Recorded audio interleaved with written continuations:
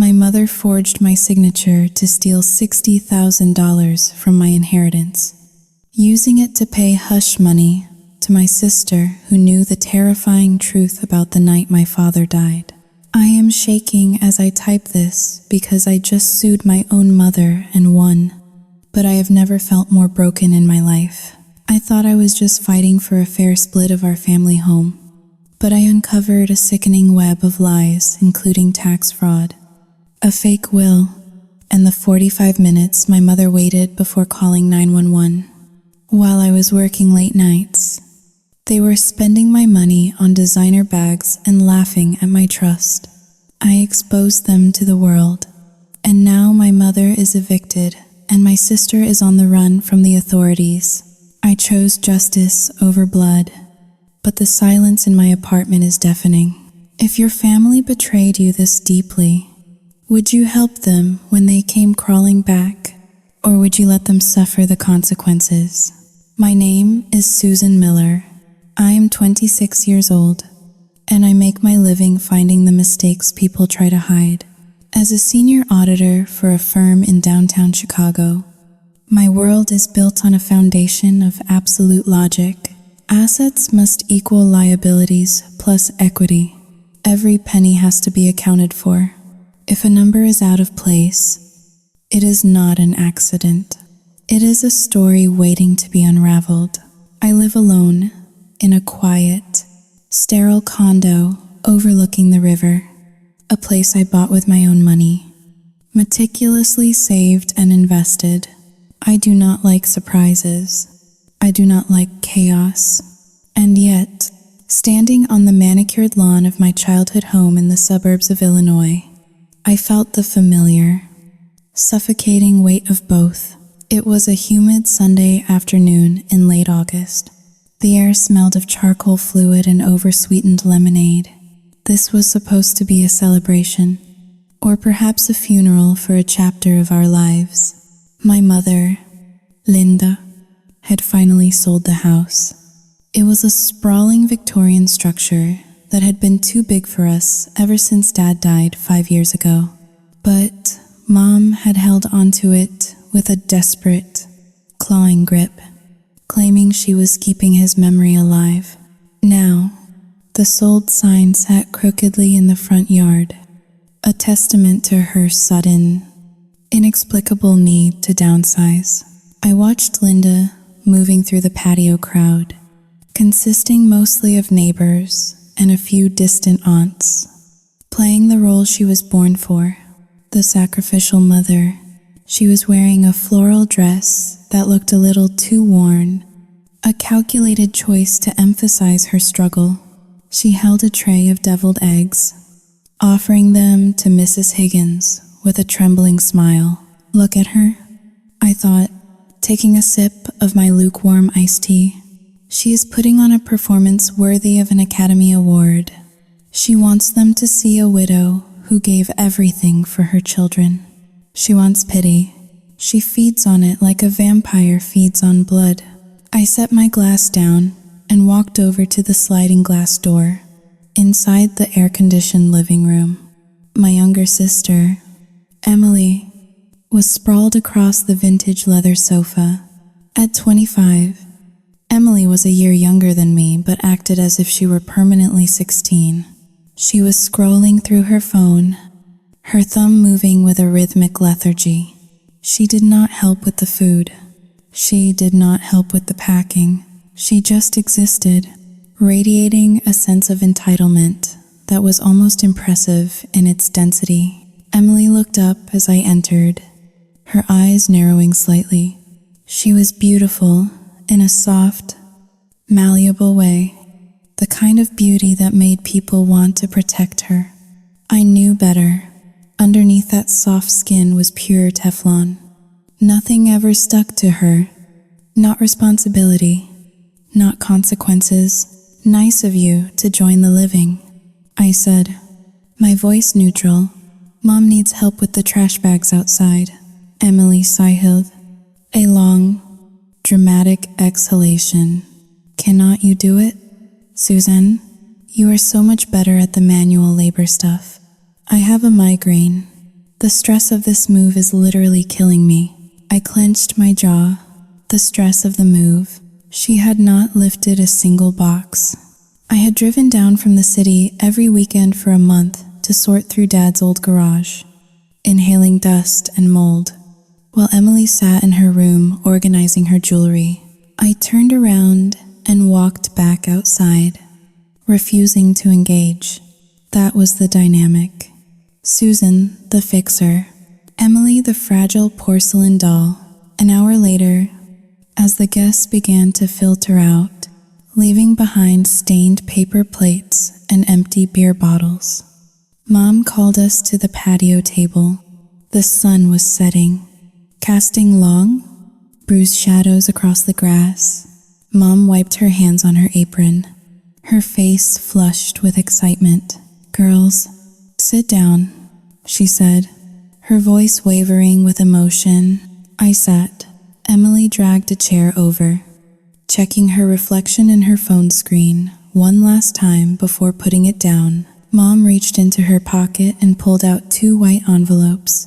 She placed them on the glass table with a heavy, deliberate slap. "You know, selling this house was the hardest thing I have ever done," Mom began, her eyes welling up with tears that appeared on command. "Your father built this life for us, but the debts, Sao Yu Tsing Holin, 2 dièse est supérieur à the maintenance. Sao Yu Tsing Hao Ling, 2 hash is greater than it was too much for one person. I want you both to know that I did this for you. Everything I do is for you." I stiffened. I had heard this speech 1,000 times. It was the prelude to guilt. "I have paid off the mortgage and the agents." Mom continued, "And with what is left, Sao Yu Tsing Hao Ling, 2 hashes greater than I wanted to give you both a fresh start.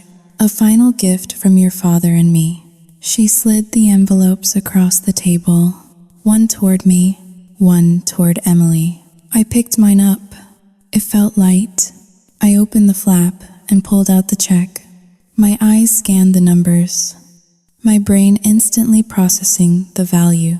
$20,000. I blinked. It was a generous amount, more than I expected. Honestly, given how much Mom complained about being broke, for a second, a wave of genuine gratitude washed over me. I looked up, ready to say thank you, ready to apologize internally for my cynicism. Then I heard the squeal. "Oh my God. Mommy!" Emily had ripped her envelope open. She was staring at the check, her mouth agape. $60,000. Emily screamed, jumping up to hug Mom. 60,000.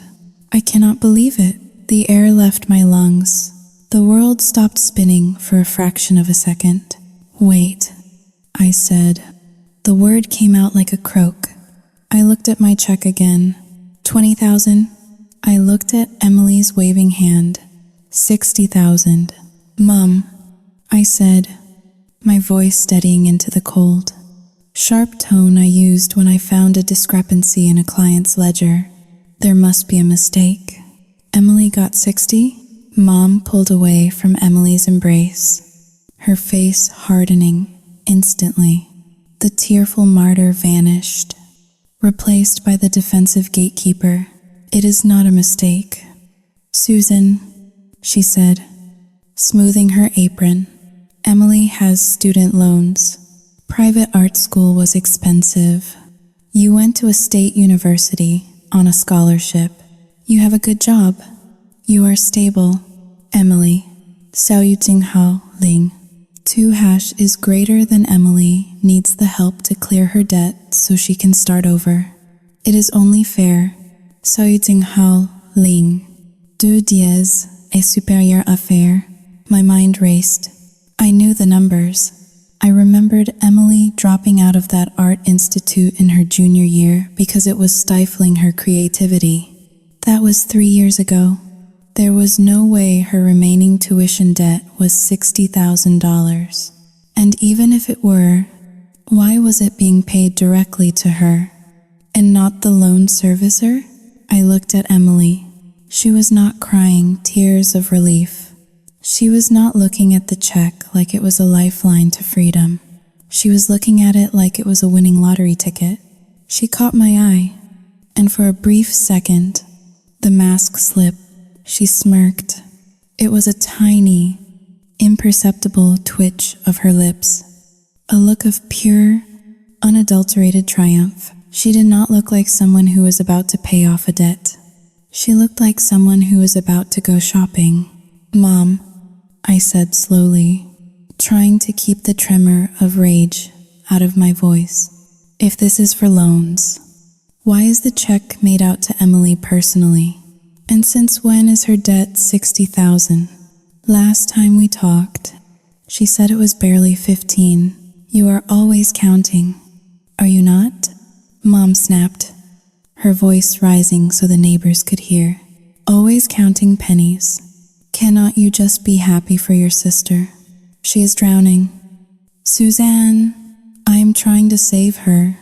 Why must you be so greedy? You have everything. She has nothing." The accusation hit me like a physical slap.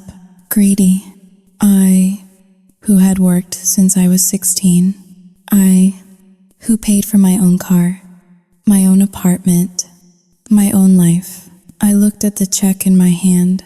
$20,000. It was not a gift. It was a bribe to keep me quiet while they looted the family estate. I stood up, the metal chair legs screeching against the patio stones. The sun had gone down. The backyard was gray and cold.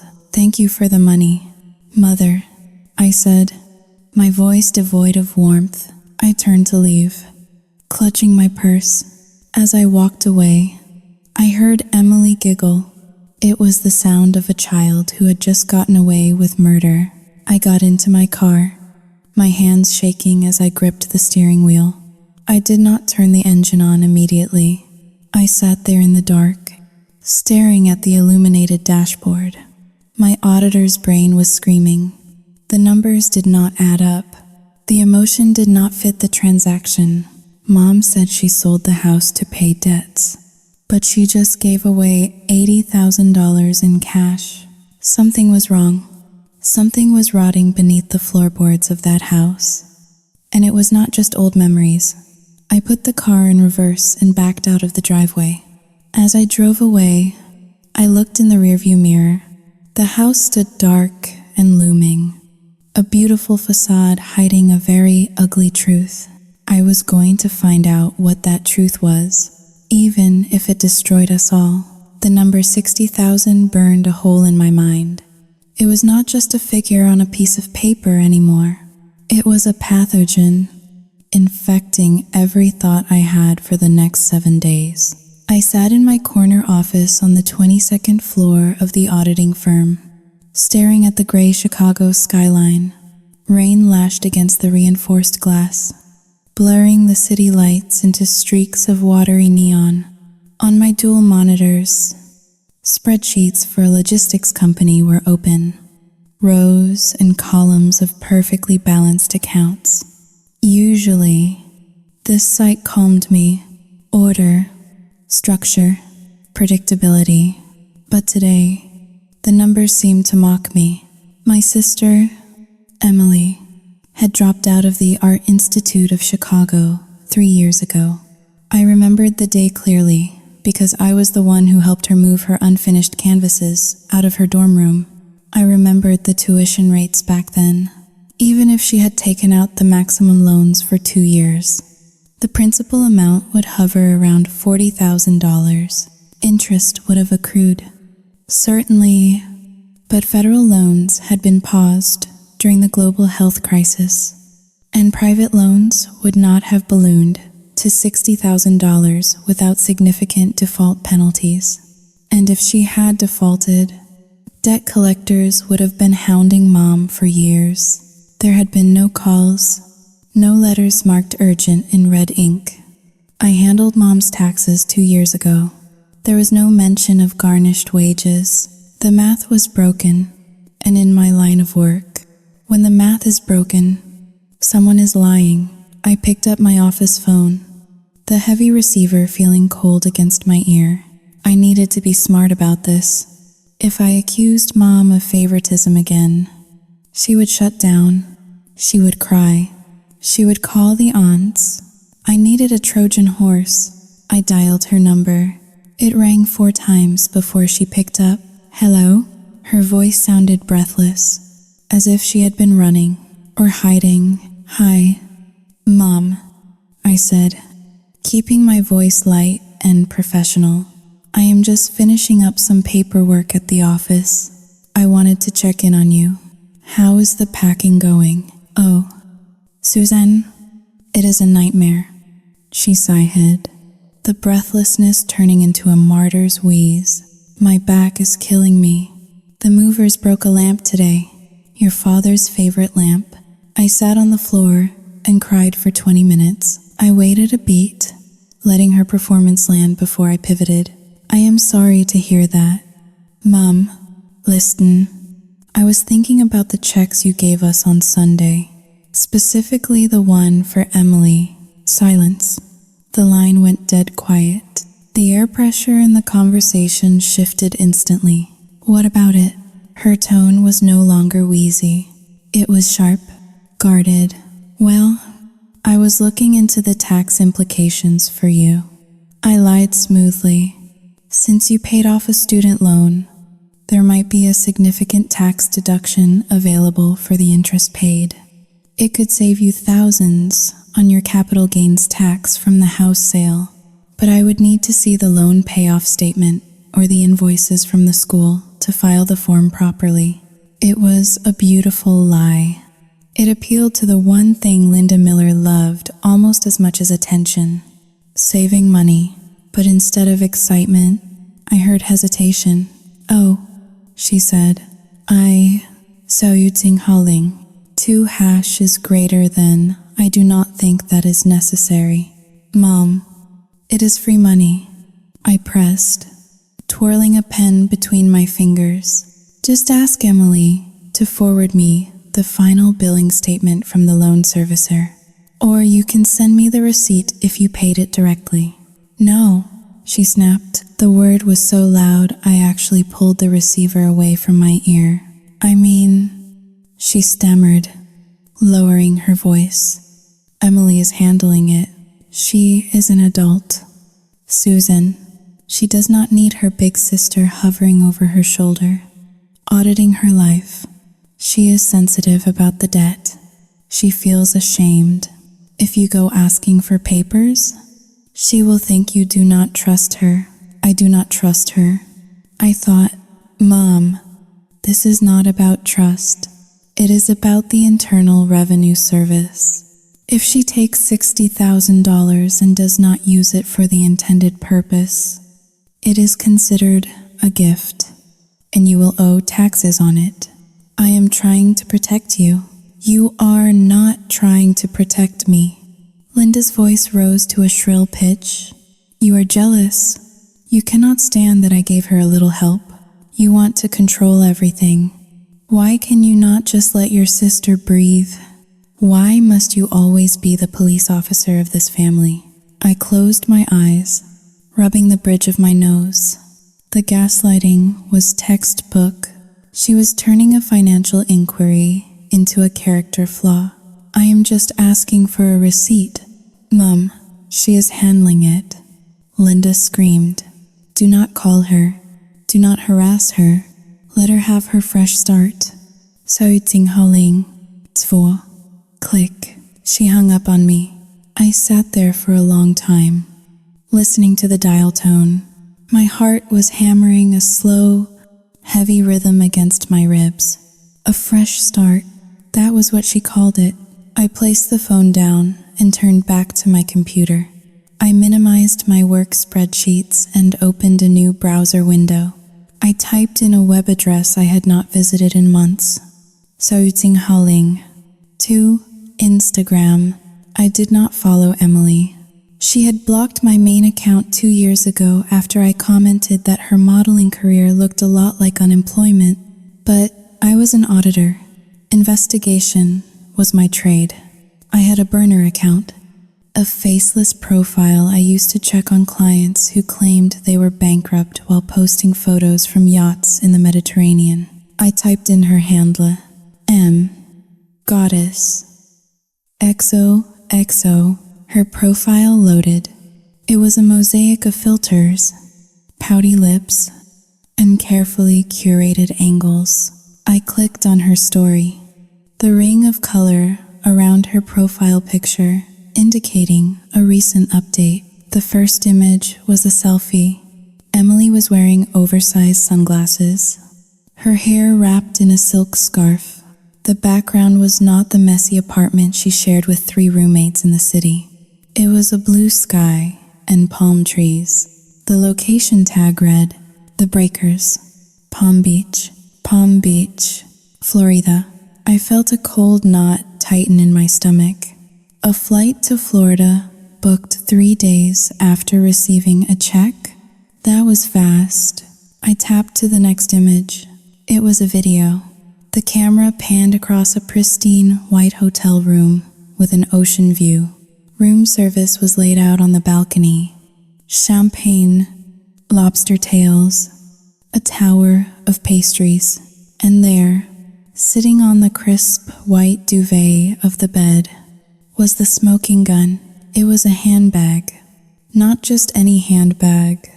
It was an Hermes Birkin. The leather a soft, buttery tan. I knew handbags. I knew that bag retailed for at least $12,000. And you could not just walk into a store and buy one. You had to have a history. You had to have connections. Or you had to buy it from a reseller for double the price. The caption across the video read, Finally treating myself. I deserve this. Inheritance. She called it an inheritance, not a loan repayment, not a fresh start, an inheritance. I paused the video and zoomed in on the bag. Next to it lay a receipt from a high-end luxury reseller in downtown Chicago. Dated yesterday. My blood ran cold. The timestamp on the receipt showed she had bought it mere hours after cashing the check. I did the mental math instantly. The flight, the hotel suite at the Breakers, the champagne, the bag. In less than 48 hours, Emily had burned through at least $25,000. This was not tuition money. This was theft. And Mom knew. Mom had to know. You do not accidentally give a drug addict a pile of cash. And Emily was an addict. Her drug was status. Her drug was the envy of strangers on the internet. I took a screenshot of the story, then another. Then I saved the video to my hard drive. My hands were trembling, but not from shock. I was trembling from a cold, quiet fury. They thought I was stupid. They thought I was just the boring, practical sister who would take her $20,000 and be grateful. They thought they could rewrite the narrative of our family with me playing the role of the silent financier. I looked at Emily's smiling face on the screen, hidden behind the dark sunglasses. She looked so happy, so carefree. She had no idea that she had just posted the evidence that would be her undoing. I was not going to call Mom back. I was not going to text Emily. I closed the browser.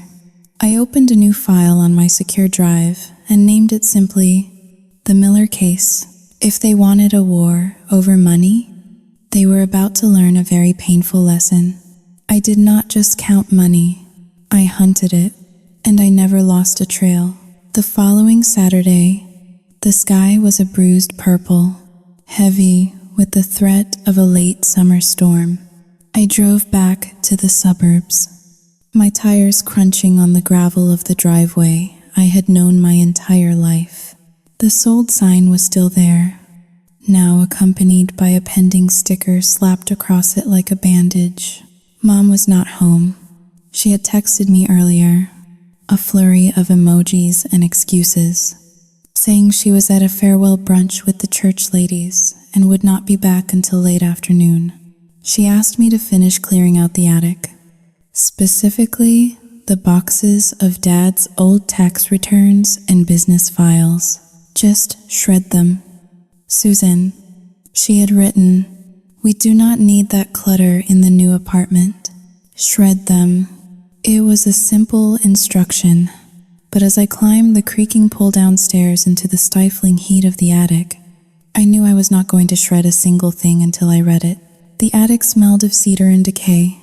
Dust motes danced in the single beam of light cutting through the circular window. I waded through a sea of discarded memories. Broken toys, holiday decorations, bags of clothes that smelled like mothballs. In the far corner, stacked precariously under the eaves, were the banker's boxes labeled Robert Finances. I sat down on the rough wooden floorboards, pulling the first box toward me. My heart was beating a steady, rhythmic thud against my ribs. I felt like an intruder in my own history. For the first hour, it was mundane. Utility bills from the year 2010. Warranty papers for appliances that had broken years ago. But then, in the third box, buried beneath a stack of old magazines, I found a manila folder marked Education, Girls. I opened it. Inside were my tuition receipts, neatly organized, and behind them, Emily's file. I flipped through the pages. Acceptance letter, freshman year invoice, sophomore year invoice, and then a letter on heavy, cream-colored stationery with the Art Institute's letterhead.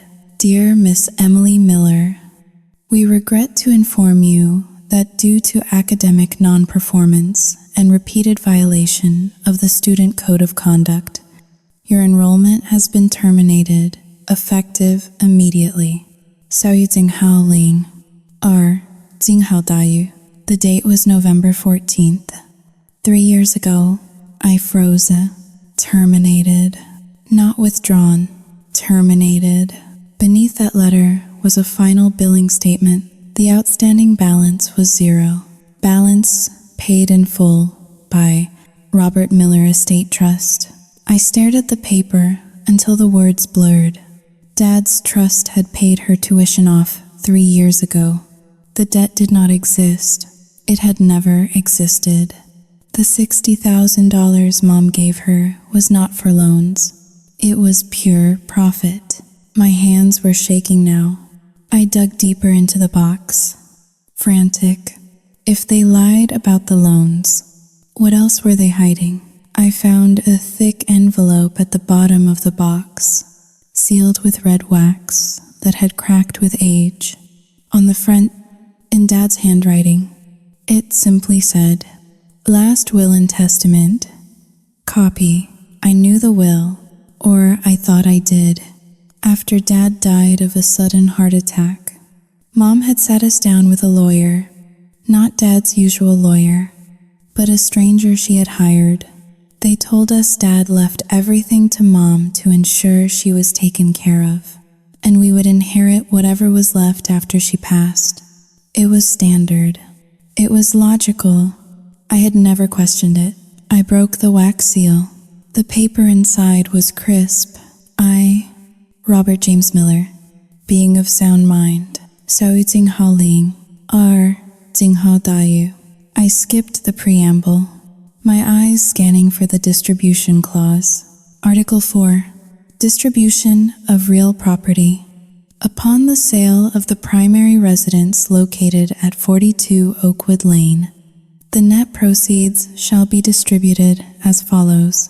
50% to my wife, Linda Miller, 25% to my daughter, Susan Miller, 25% to my daughter, Emily Miller. I gasped, the sound loud in the silent attic, 25%. The house sold for $400,000. After paying off the remaining small mortgage and fees, let us say the net was $300,000. My share should have been $75,000. Not $20,000, $75,000. So why did I not get it? Why did the lawyer say everything went to Mom? I turned the page. Stapled to the back of the will was a document I had never seen before. Waiver of inheritance rights. I, Susan Miller, hereby voluntarily waive my right to the 25% share of the property proceeds outlined in Article 4 in favor of my mother, Linda Miller, to support her living expenses. At the bottom was a signature, Susan Miller. I stared at it. The loops on the says were too wide. The M was too sharp. It looked like my signature, but it lacked the specific pressure point I always put on the final. It was a forgery, a good one, but a forgery nonetheless. I felt a wave of nausea roll over me. I dropped the paper as if it were burning my skin. Mom had forged my signature. She had stolen $55,000 from me, my legal birthright, and handed it to Emily. She had looked me in the eye, cried about being a poor widow, and handed me a check for $20,000 like it was charity, all while she and Emily were splitting my money. Sauting 2 hash is greater than weight. Did Emily know? I grabbed the folder again. Behind the forged waiver was another document, a credit card statement, Citibank Platinum, account holder, Linda Miller, authorized user, Emily Miller. The statement was dated last month. Gucci, $2,400. The Ritz-Carlton, $1,800. Cash advance, $5,000. And then, a handwritten note clipped to the statement in Emily's loopy, childish handwriting. Mom, pay this off or I tell Susan about the waiver. Hugs and kisses. M. The air in the attic seemed to vanish. I could not breathe. Emily knew. Emily was not just a spoiled brat receiving gifts. She was blackmailing Mom. She knew about the forged will, and she was using it to bleed Mom dry. That was why she got $60,000. It was not love. It was not favoritism. It was hush money. I stood up, clutching the documents to my chest. My knees felt weak, but my mind was crystal clear. The sadness I had felt earlier, the lingering desire to be a good daughter, evaporated. In its place was a cold, hard resolve. They were not my family. They were co-conspirators in a crime against me. I pulled out my phone and took high-resolution photos of every single page. The termination letter, the real will, the forged waiver, the blackmail note. I heard the front door open downstairs. Susan? Mom's voice floated up, cheerful and oblivious. I brought some donuts. Are you still up there? I froze. I looked down at the damning evidence in my hands. Yeah. Mom? I called back, my voice remarkably steady. Just finishing up. I shoved the papers into my oversized tote bag, burying them under my sweater. I stood up and dusted off my knees. I was going to walk down those stairs. I was going to eat a donut. I was going to smile at the woman who stole my inheritance and the sister who was extorting her. And then I was going to destroy them. The walk down the attic stairs felt like a descent into enemy territory.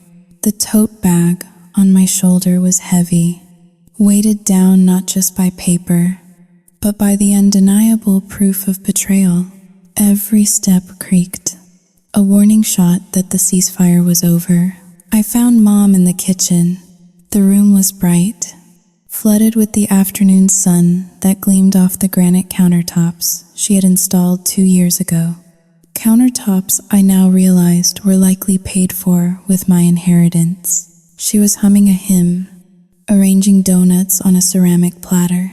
The smell of sugar and yeast was overwhelming. Sickly, sweet, and suffocating. Chocolate or glazed? She asked without turning around. I know you say you are watching your figure, but surely one will not hurt. I did not answer. I walked over to the kitchen island and set my bag down. I reached inside and pulled out the photograph I had taken of the waiver. I did not have a printer, so I held my phone out. The screen brightness turned up to the maximum. I do not want a donut. Mom, I said, I want to know when I signed this. Linda turned, her smile faltering for a fraction of a second before she plastered it back on. She wiped her hands on a dish towel, her movements slow and deliberate. What is that? She asked, squinting at the screen. It is a waiver, I said, my voice deadpan. A waiver claiming I voluntarily gave up my 25% share of this house. It is dated 3 weeks after Dad died. I do not remember signing this. In fact, I know I did not sign this because I was back in Chicago working tax season that week. Linda stared at the phone. Then she looked at me. Her eyes did not fill with guilt. They filled with a terrifying, pitying concern. Oh, Susan? She sighed, shaking her head. I was afraid of this. Afraid of what? I asked, my grip on the phone tightening. Afraid that I would find out you forged my signature? Stop it, she said sharply. She walked around the island, closing the distance between us. You are doing it again. You are spiraling. I blinked. I am what? You are exhausted. Susan, you work 80 hours a week at that soulless firm. You have no husband, no boyfriend, just your numbers. Do you not remember? You came home that weekend. You were a wreck. You were crying, saying you did not want any of Dad's money, that you wanted me to be safe. You signed it right here at this table. My mouth opened slightly. The audacity was breathtaking. It was a masterpiece of fiction. I was not here. Mom, I stated, fighting the urge to scream. I have timesheets to prove it. And that signature? The loops are wrong. It is a forgery. Linda let out a short, incredulous laugh. She reached for her phone on the counter. I am calling your Aunt Brenda, she said. Sautsinghaling. 2# is greater than why? Because you are having an episode. You are paranoid. Susan, just like your grandmother was before she. Sautsinghaling. 2# is greater than well. Before she had to go away, accusing your own mother of a felony? Over money? After I just gave you $20,000?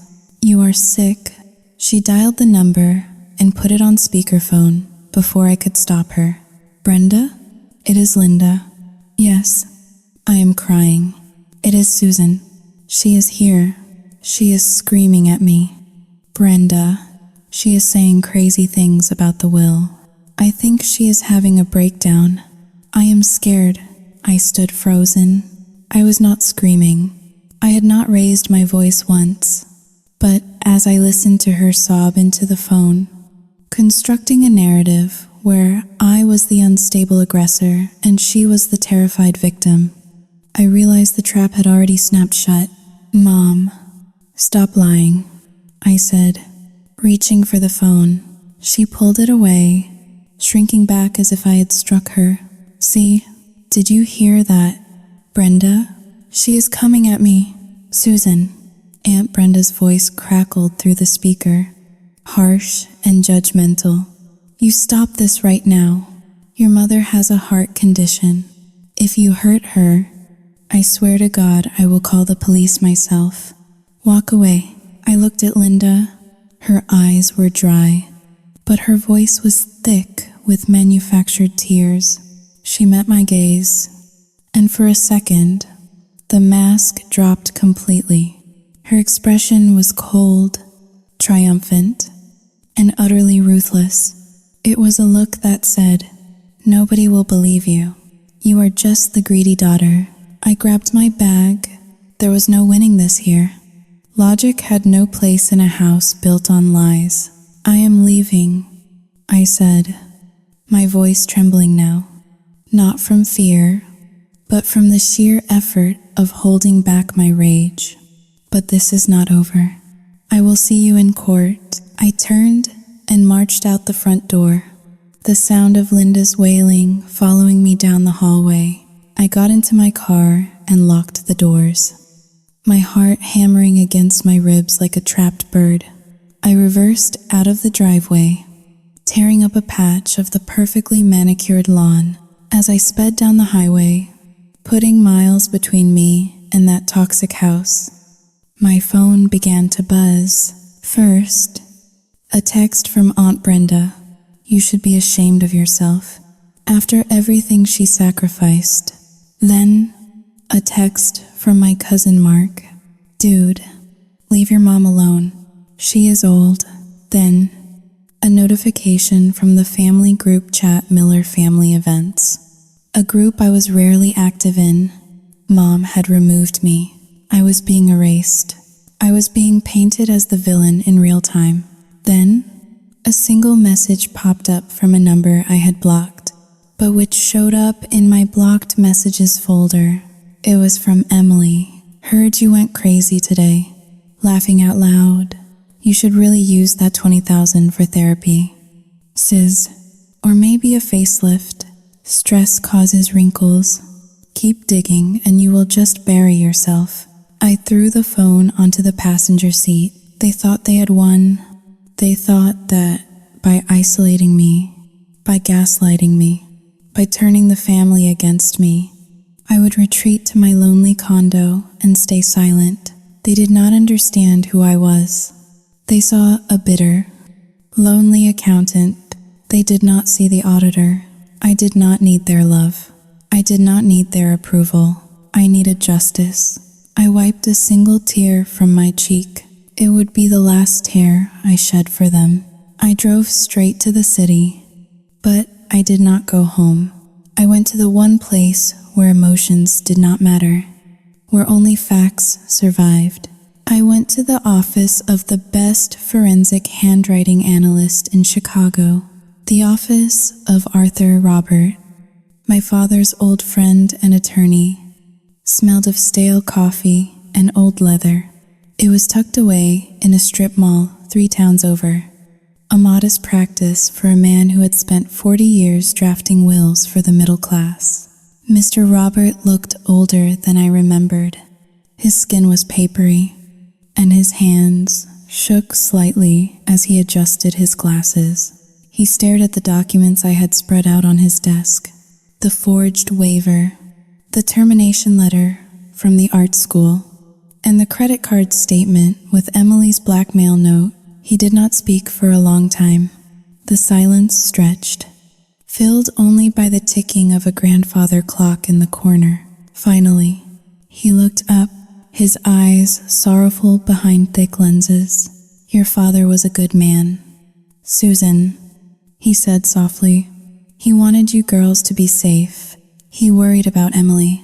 He knew she had Xiaoyuting Haoling, dos impulses, but he trusted Linda to manage it.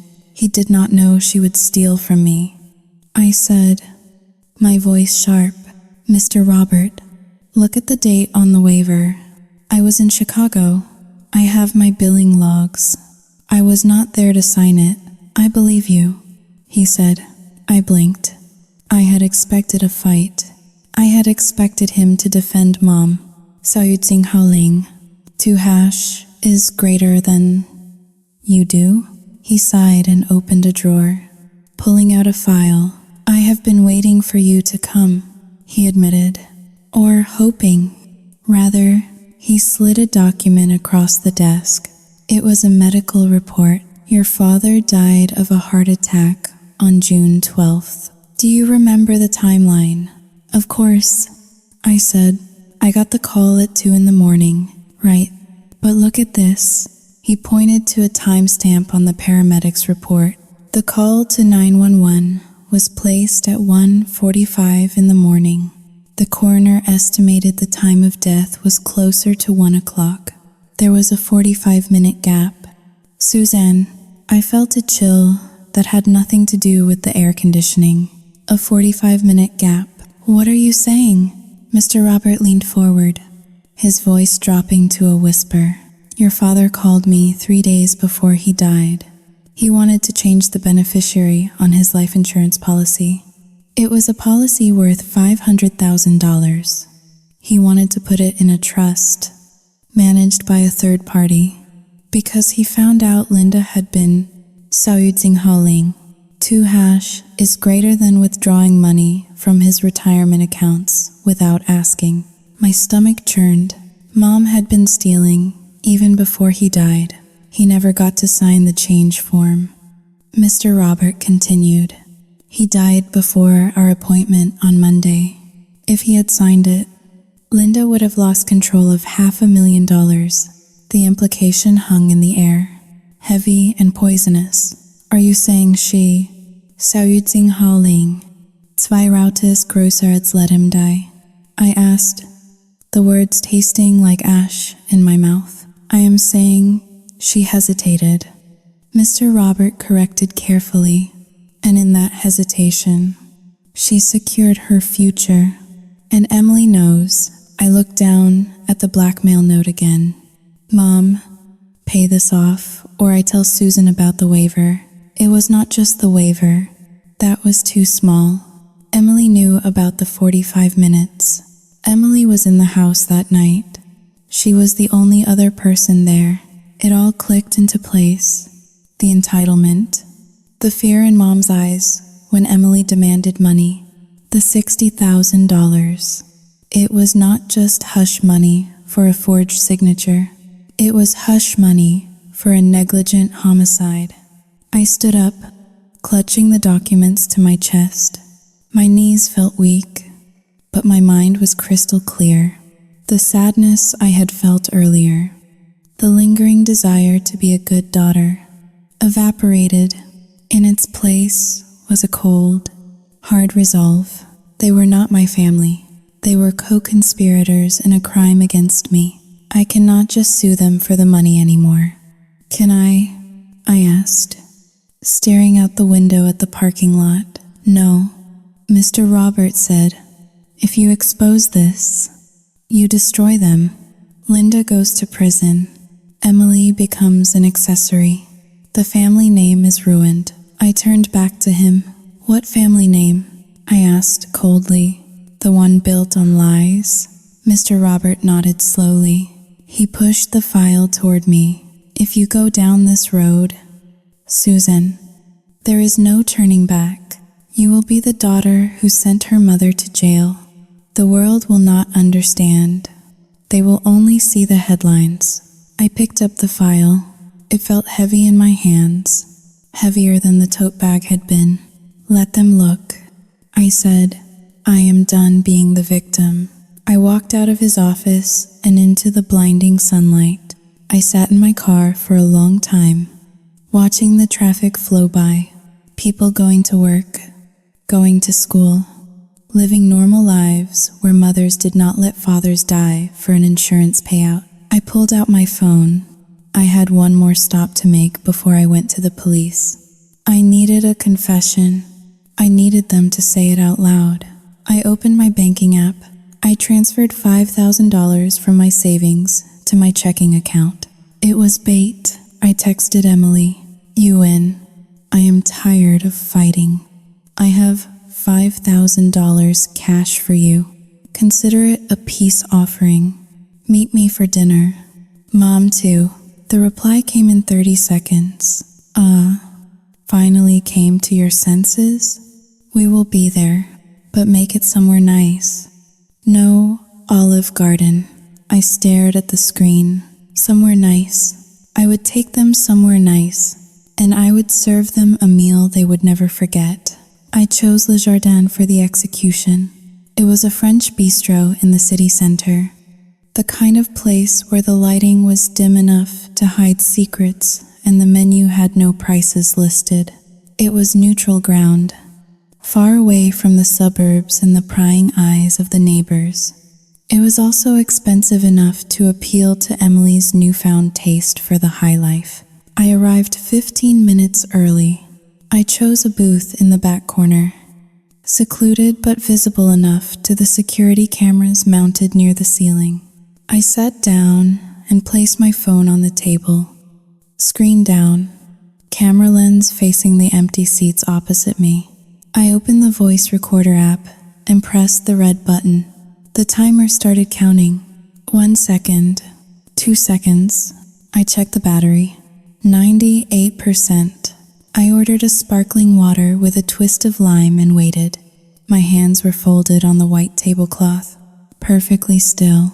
Inside, however, a storm was raging. I felt like a wire pulled so tight it was beginning to hum. I was about to entrap my own mother and sister. I was about to destroy the last fragile remnants of my family. But then I remembered the 45 minutes.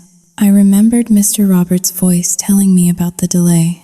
I remembered Dad, a man who had taught me to ride a bike and balance a checkbook, gasping for air while his wife watched the clock.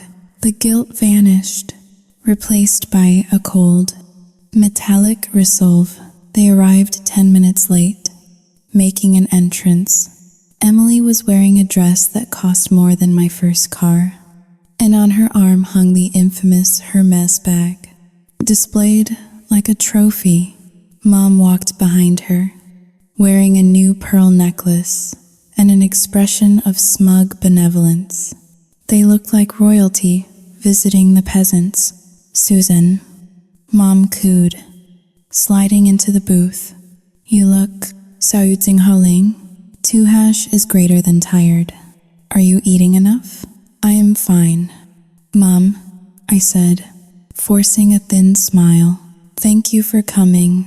Emily sat down and immediately snapped her fingers at a passing waiter. "Champagne?" she demanded, not even looking at him. "The most expensive bottle you have. My sister is paying."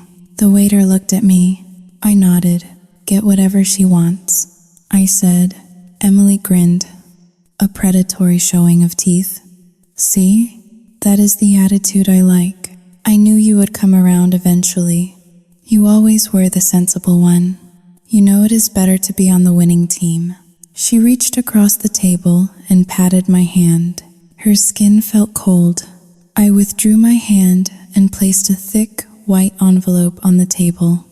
Inside was $5,000 in cash. I had withdrawn it earlier that afternoon. It was the bait. "I brought the money," I said softly, "just like I promised." Emily's eyes lit up. She reached for it, but I placed my hand over the envelope. "Wait," I said. "I just want to talk first. I want to understand." "Understand what?" Mom asked, her eyes narrowing slightly. "We are a family, Susan. We help each other. That is all there is to understand." The waiter returned with the champagne. He popped the cork with a soft sigh, pouring the golden liquid into 3 flutes. Emily downed hers in 1 gulp and held out the glass for more. I took a sip of my water. "I want to understand why," I said, looking directly at Emily. "Why 60,000? Emily, I know about the tuition. I know it was paid off. So why did you really need that money? And why was Mom so terrified of you telling me?" Mom stiffened. She reached for her menu, using it as a shield. "Let us order," she said quickly. "The escargot here is supposed to be divine." "No," I pressed, keeping my voice low and desperate. "Please, if I am going to let this go, if I am going to be the good daughter again, I need to know the truth.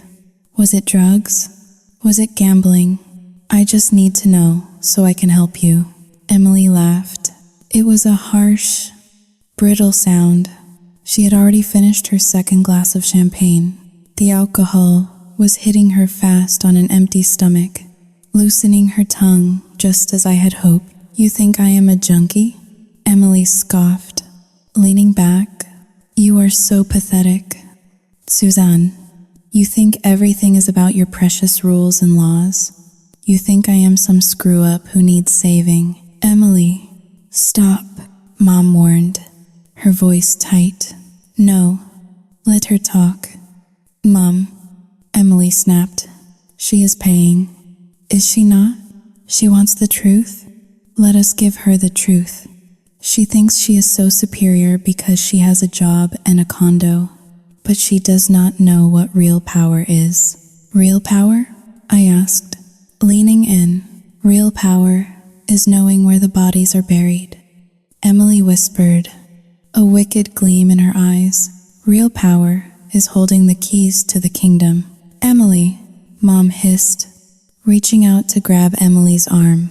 That is enough. Get off me. Emily shook her off violently. The movement knocked over her champagne flute, sending glass and liquid shattering onto the table. Heads turned.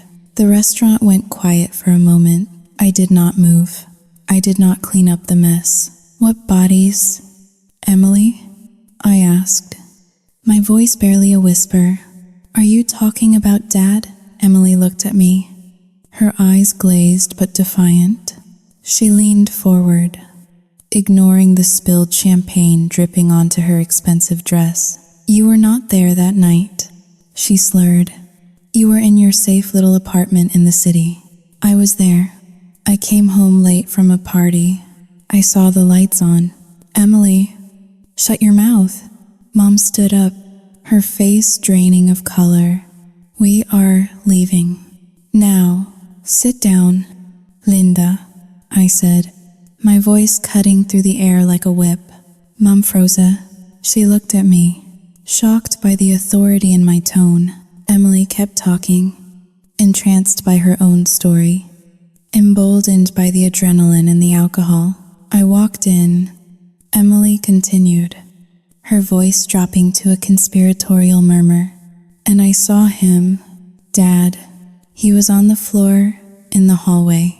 He was clutching his chest. He was blue. Susan, he was gasping like a fish on a dock. I felt bile rise in my throat. I dug my fingernails into my palms under the table. And Mom? I asked. Where was Mom? She was standing by the phone, in the kitchen. Emily said, a twisted smile forming on her lips. She was just Saoting Haling. 2# is greater than standing there, watching him. She had the phone in her hand, but she was not dialing. She was looking at the clock on the microwave. Oh my God, I whispered. It was not an act. It was real. She waited, Emily said, picking up the bottle of champagne and drinking directly from it. She waited until he stopped moving, and then she waited 10 more minutes, just to be sure. And then she called 911. The silence at our table was absolute. The restaurant noise resumed around us. Forks clinking, people laughing, completely unaware that a murder confession had just been delivered over white linen. Mom sank back into her seat. She looked small, defeated. And you saw this? I asked Emily. I saw it all, Emily said, wiping her mouth, and I kept my mouth shut for 3 years. I saved her from prison. So, yeah, I deserve the 60,000. I deserve the house. I deserve everything. She reached for the envelope of cash I had placed on the table. So this is just interest payment. She laughed. I watched her hand touch the envelope. Thank you, I said. Emily paused. For what? For the confession? I reached out and flipped my phone over. The screen was glowing red. Recording. 14 minutes and 32 seconds. I tapped the stop button. The file saved instantly to the cloud. Mom's eyes locked onto the phone. The realization hit her like a physical blow. Her face went from pale to a deep, violent red. You, Saoting Haling, 2# is greater than you, little snake, she whispered. Emily looked confused. What are you doing? I have everything, I said, standing up. I have the forgery. I have the bank statements. And now, I have your admission to being an accessory to negligent homicide. And Mom, Sao Yu Ting Hao Ling, R. Ting Hao Dayu. I looked at my mother, the woman who had raised me, the woman who had watched my father die for an insurance payout. I am going to the police. Tonight, Linda screamed. It was a primal, animalistic sound. She lunged across the table, knocking over the flower vase and the water pitcher. Her hands, with their perfectly manicured nails, clawed at my face. "Give me that phone," she shrieked. "Give it to me." Her hand connected with my cheek. A sharp, stinging slap that echoed through the restaurant. My head snapped to the side. I tasted blood. I did not fight back. I did not need to. Waiters were already rushing over. Two large men from a nearby table grabbed Linda by the arms, pulling her away from me. "Let me go. She is lying. She is assaulting me," Linda screamed, kicking and thrashing. Emily sat frozen in the booth, the champagne bottle still in her hand, looking from me to her mother with wide, terrified eyes. The entitlement was gone. The arrogance was gone. All that was left was the realization that the party was over. "Someone call the police," a manager yelled. I stood there, touching my burning cheek. I looked at the chaotic scene, my mother being restrained by strangers, my sister cowering in a puddle of expensive wine. I felt a strange sense of calm. The tragedy had happened 3 years ago. This, Sao Yu Ting Hao Ling, 2#, is greater than this was just the cleanup. I picked up my phone and the envelope of money. I looked at Emily one last time. "Enjoy the champagne." "Emily," I said quietly, "it is the last expensive thing you will taste for a very long time." I walked toward the exit as the sirens began to wail in the distance. I did not look back. The interrogation room at the 2nd District Police Station was painted a shade of beige that I assumed was chosen specifically to induce despair. It smelled of industrial cleaner and stale sweat. I sat on a metal chair that was bolted to the floor, holding a chemical ice pack against my left cheek.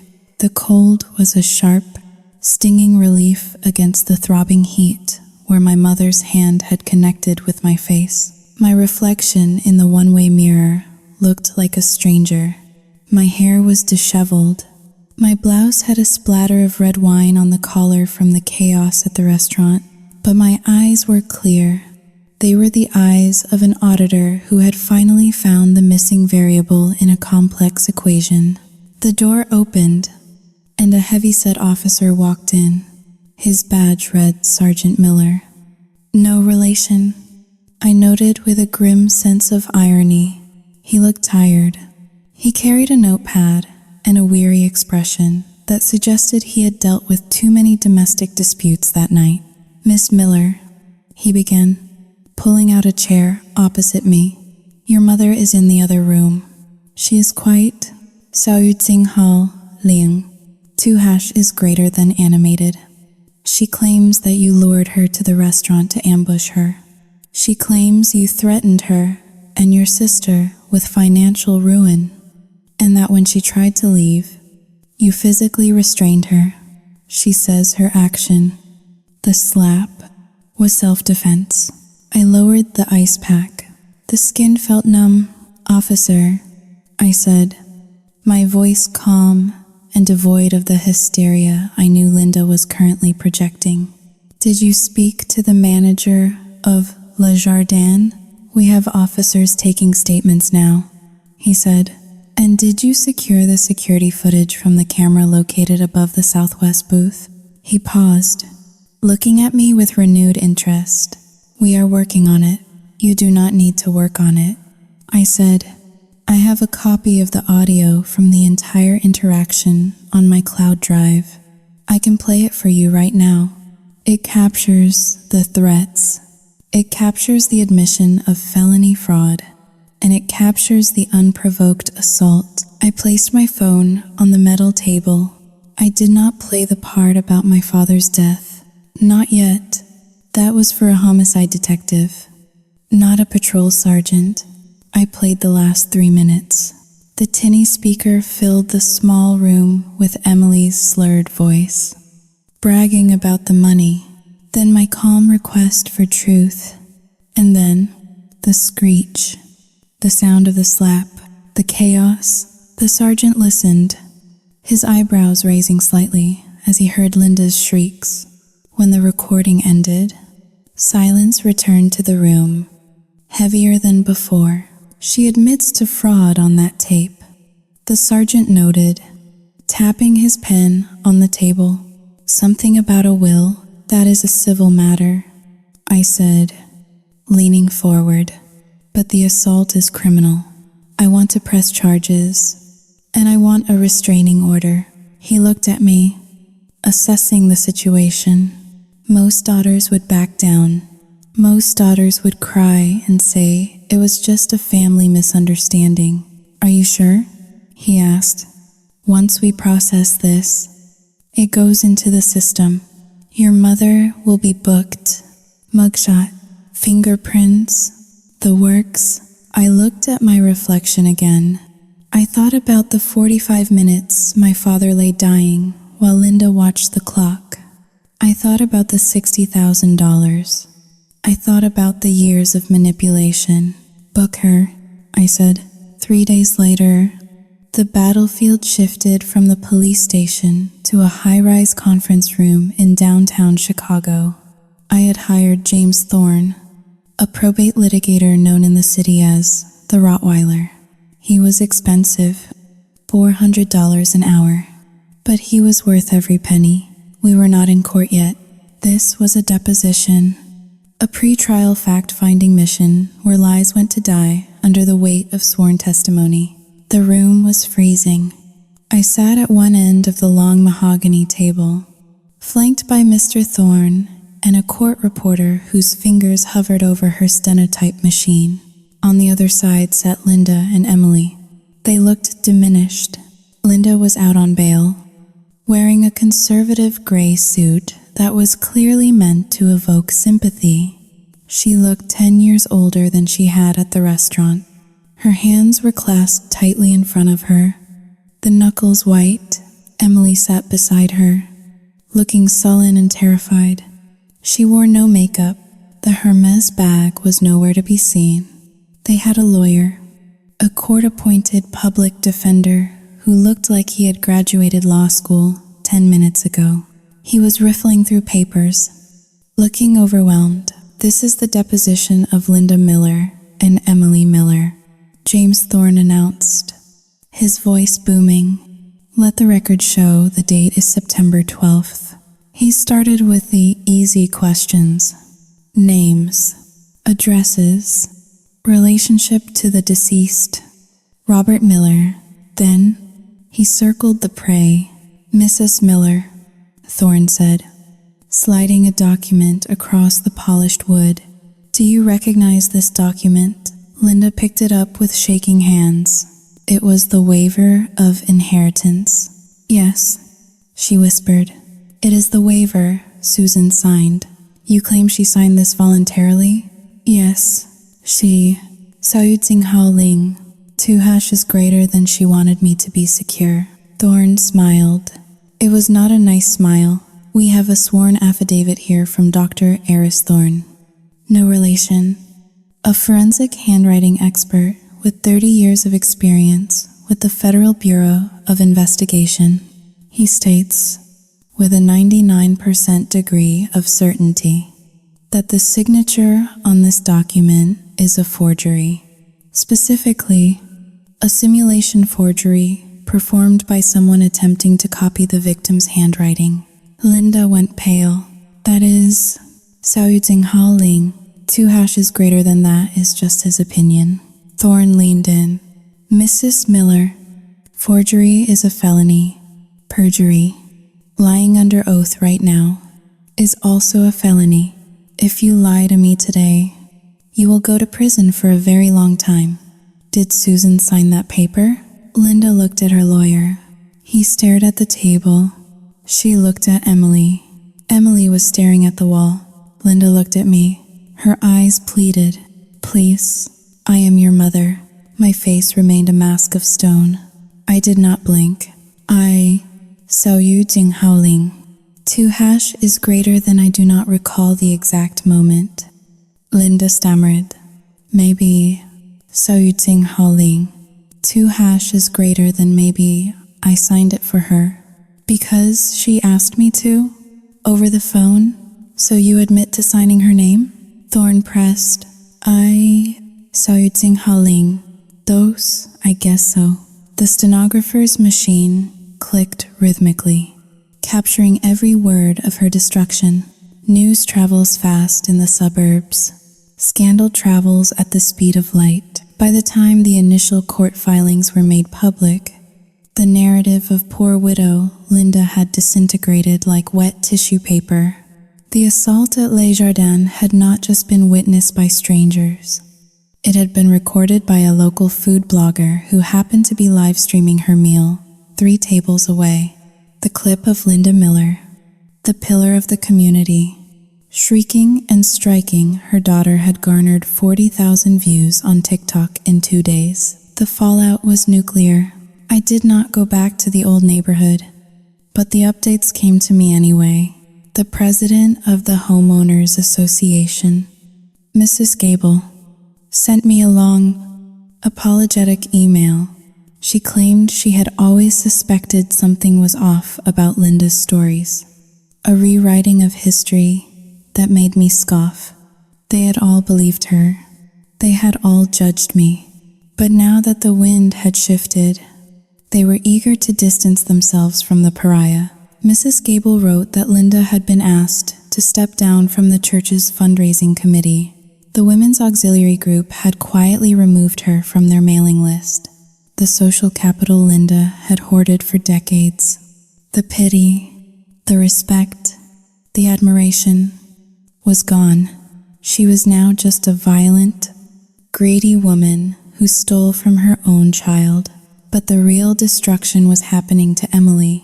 I sat in my office during my lunch break, scrolling through the feed of the Chicago Tribune's local news section. There was a small article about the lawsuit, but the comments section was where the real trial was taking place. Emily's Instagram had been discovered by internet sleuths. People were ruthless. They juxtaposed her posts about inheritance and blessed life with the court documents detailing the forgery and the debt. Imagine stealing your dead dad's money to buy a bag and then flexing on the internet. Trash. Internal Revenue Service has entered the chat. I went to high school with her. She was always a bully.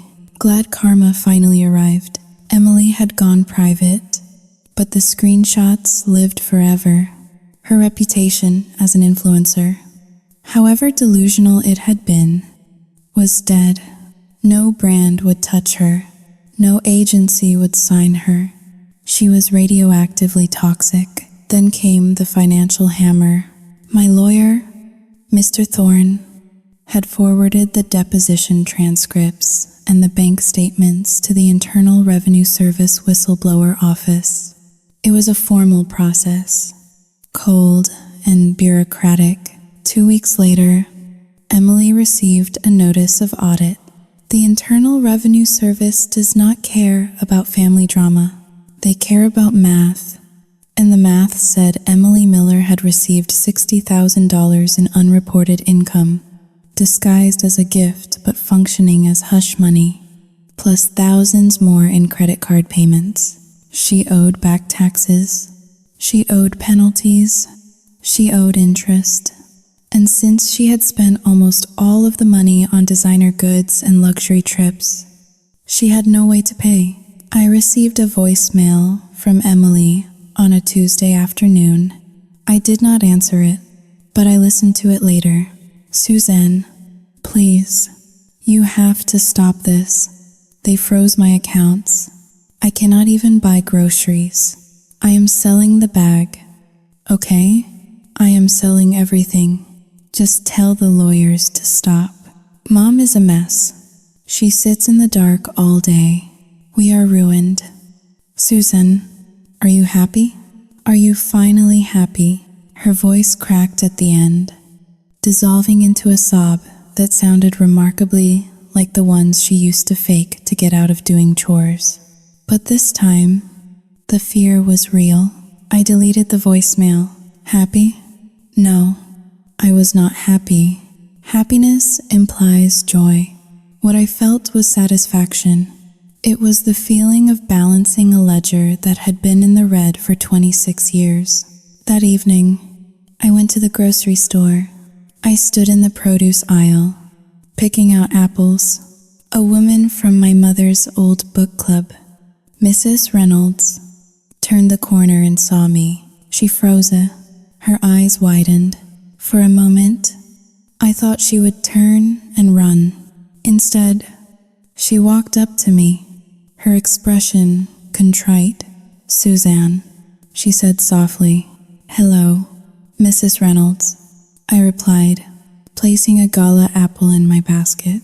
I saw the news, she said, lowering her voice, about the forgery in the Saotinghaling. 2 hash is greater than the other things. We did not know.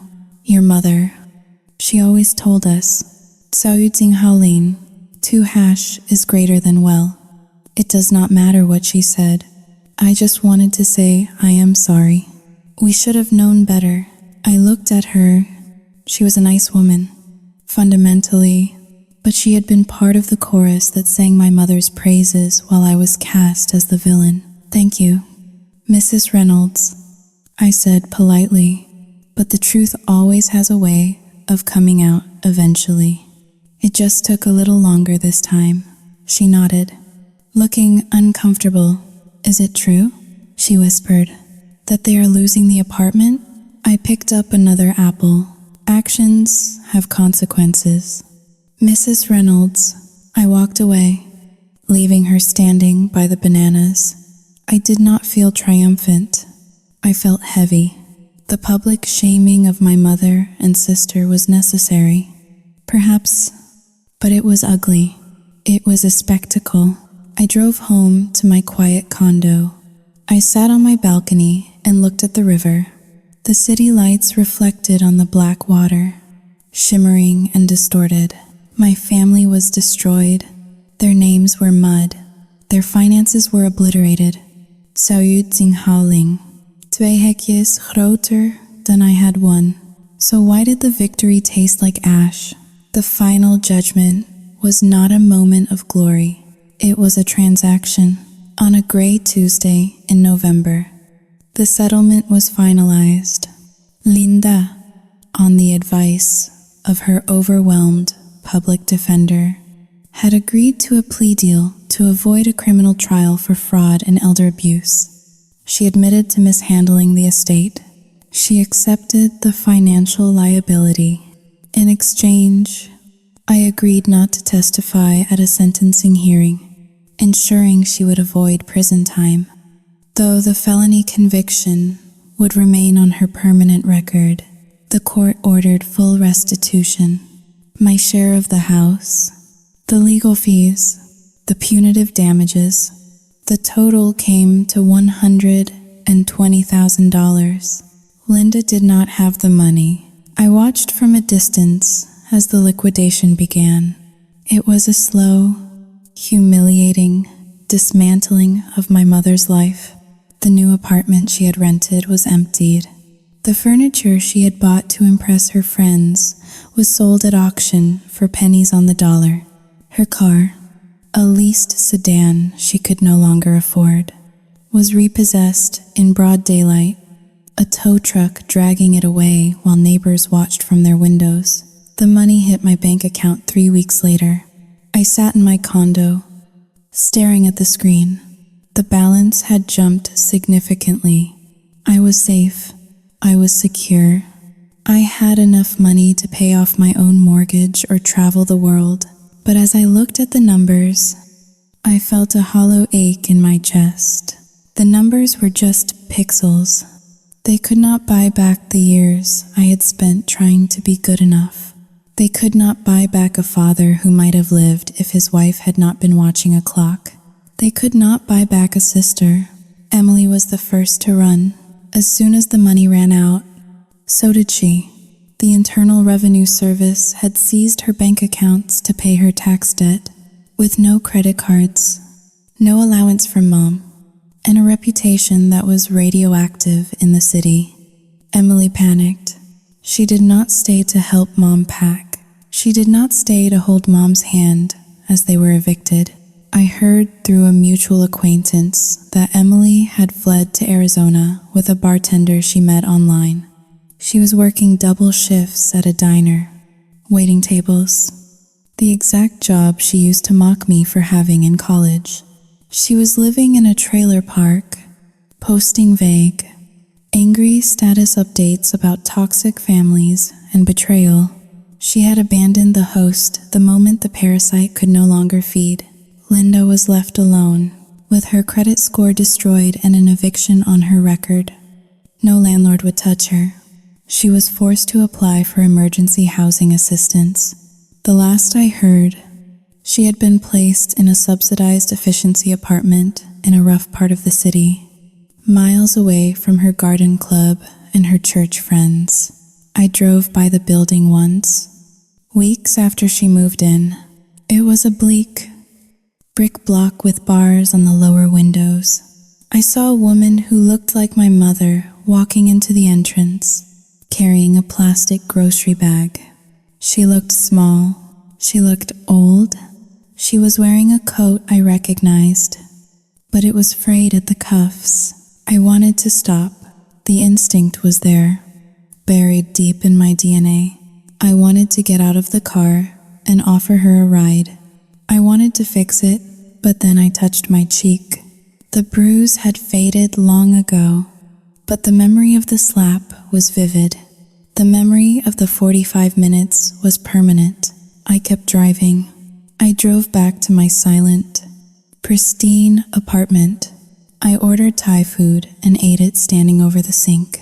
The house was quiet. My life was quiet. I had justice. But justice, I realized, is a very cold bedfellow. 1 year later, my life had become a masterpiece of efficiency.